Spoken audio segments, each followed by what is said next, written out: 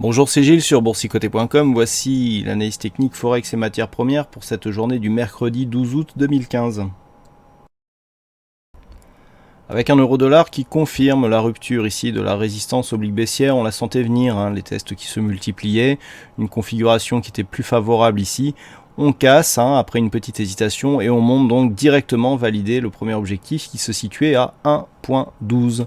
Puisque sur cette rupture, on a légèrement hésité aussi sur cette zone des 1.11, des 1.10.60 avant d'accélérer ici au franchissement de cette zone.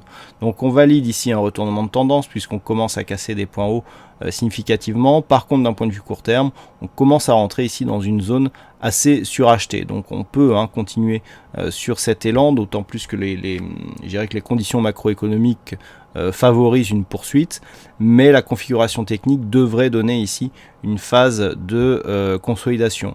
Consolidation, donc le premier objectif peut être ici cette zone des 1.11.25 pour marquer ici l'overlap, mais qui peut revenir ici jusqu'à 1.10.66 sans réellement remettre en cause la poursuite de cette dynamique. Donc on repasse avec une belle conviction haussière d'un point de vue court terme et avec un retournement à venir sur la tendance moyen terme pour cette paire de devises euro-dollar.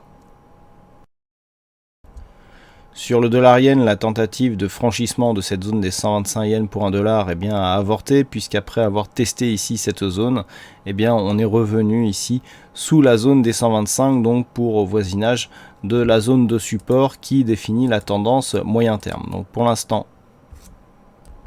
on est toujours dans une tendance haussière puisque le support n'est pas cassé, mais la conviction est assez faible. Les ruptures ici de nouveaux points hauts significatifs se fait dans une dynamique qui est faible. Il y a peu d'enfoncement du point de vue de l'amplitude justement de ces plus hauts. Donc tant que l'on reste ici au-dessus de cette zone, la tendance reste haussière. Par contre, sur une rupture, nous pourrions avoir un signal de retournement de tendance qui pourrait donc nous donner un premier objectif sur la zone des 122.48. Et on termine avec l'or, regardez comme c'est beau un petit peu l'analyse technique.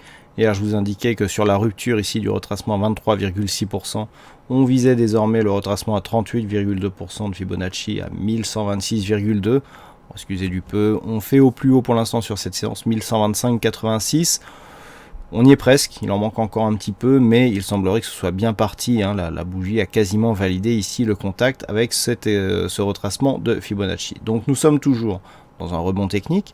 Un retracement à 38,2% laisse encore une latence au métal jaune à continuer sur son mouvement baissier. Et pour l'instant, le mouvement court terme reste haussier.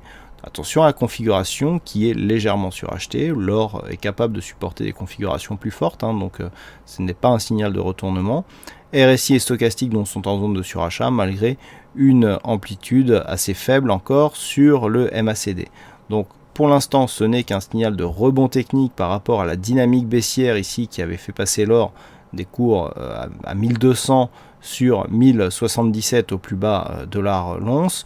Pour l'instant, on rebondit légèrement. Si cette zone ici était cassée d'une manière significative, le prochain objectif se situerait sur la zone des 1150 $ l'once, ancienne zone majeure donc sur l'évolution de l'or, qui se situe dans la zone 50-61,8 entre 1141 et 1156,6 $ l'once. Le niveau d'invalidation serait un retour ici sur cette phase avec rupture baissière de la zone des 1077 $ l'once. Voilà donc ce que nous pouvons dire sur cette analyse technique Forex et matières premières. Je vous souhaite à toutes et à tous une bonne soirée, bonne chance dans le prochain trade. Et on se retrouve donc dès demain pour d'autres analyses techniques sur le site boursicoté.com. Bonne soirée à tous.